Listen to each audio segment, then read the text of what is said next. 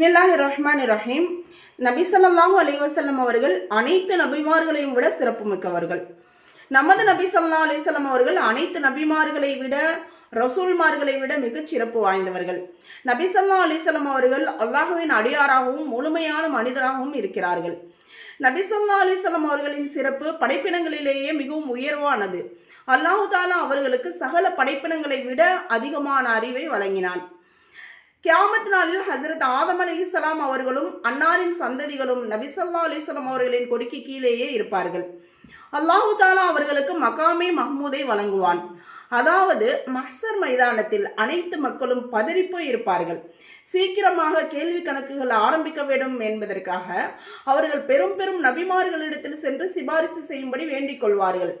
ஆனால் எந்த நபியும் சிபாரிசு செய்வதற்கு முன்வர மாட்டார்கள். ஏன்னா அந்த நாளுடைய திடுக்கம் அப்படி இருக்கும். இறுதியாக நபி ஸல்லல்லாஹு அலைஹி வஸல்லம் அவர்களே சிபாரிசு செய்வார்கள். அதையே மகாமே மஹ்மூத் எனப்படுகின்றது.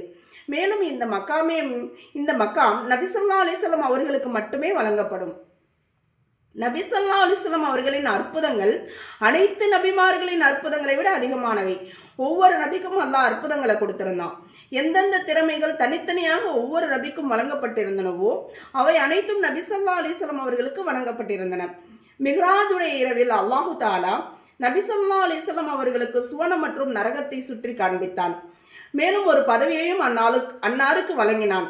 அந்த பதவி இதுவரை எவருக்குமே வழங்கப்படவில்லை. இனி கியாமத் வரை எவருக்கும் வழங்கப்பட மாட்டாது.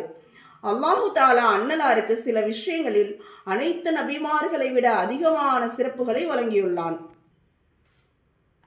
நபி ஸல்லல்லாஹு அலைஹி வஸல்லம் அவர்களுக்கு ஜவாமிஉல் கலீம் சுருக்கமான வார்த்தைகள் வழங்கப்பட்டிருந்தன. அதாவது வார்த்தைகள் குறைவாக இருக்கும், ஆனால் அதன் அர்த்தங்கள் மிகுதமாக இருக்கும். சுருக்கமாக பேசுவாங்க, அதை கொண்டு நிறைய விளங்கி கொள்ளக்கூடியதாக அவங்களுடைய வார்த்தைகள் இருந்தன. நபி ஸல்லல்லாஹு அலைஹி வஸல்லம் அவர்களிடமிருந்து 1 மாத கால பயண தொலைவில் தூரத்தில் உள்ள காஃபிர்களின் மனதிலும் நபி ஸல்லல்லாஹு அலைஹி வஸல்லம் அவர்களின் மீது அச்சம் போடப்பட்டிருந்தது. 1 மாத காலம் பயணம் சென்று போனோம்னா எவ்வளோ தூரம் இருக்குமோ அவ்வளோ தூரத்தில் இருக்கக்கூடிய காஃபிர்களுக்கு கூட நபி அவங்க மீது ஒரு பயம் இருந்தது. முன்னுள்ள சமுதாயத்தவர்களுக்கு ஹராமாக்கப்பட்டிருந்த கனிமத் பொருட்கள் நபி ஸல்லல்லாஹு அலைஹி வஸல்லம் அவர்களின் உம்மத்துக்கு ஹலாலாக்கப்பட்டு விட்டன. அந்த போரில் விட்டுட்டு ஓடுவாங்க இல்லையா, அந்த கேடயம் போன்ற பொருட்கள்லாமும் அதெல்லாம் மற்ற நபிமார்களுடைய உம்மத்தினருக்கு ஹராமாக்கப்பட்டிருந்தது. நம்ம நபி ஸல்லல்லாஹு அலைஹி வஸல்லம் அவங்களுடைய உம்மத்துக்கு ஹலாலாக்கி இருந்தாலாம்.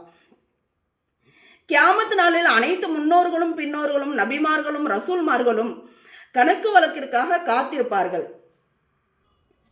அல்லாஹ்விடம் சிபாரிசு செய்வதற்கு எவருக்கும் துணிச்சல் வராது. இறுதியாக நபி ஸல்லல்லாஹு அலைஹி வஸல்லம் அவர்களே சிபாரிசு செய்வார்கள்.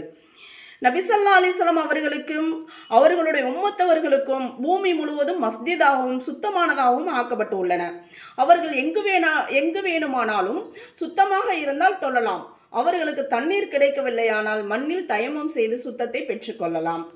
நபி ஸல்லல்லாஹு அலைஹி வஸல்லம் அவர்களுக்கு முன்னால் வந்த நபிமார்கள் ஒரு கூட்டத்தாருக்கோ அல்லது ஒரு நாட்டவருக்கோ நபியாக ஆக்கப்பட்டார்கள்.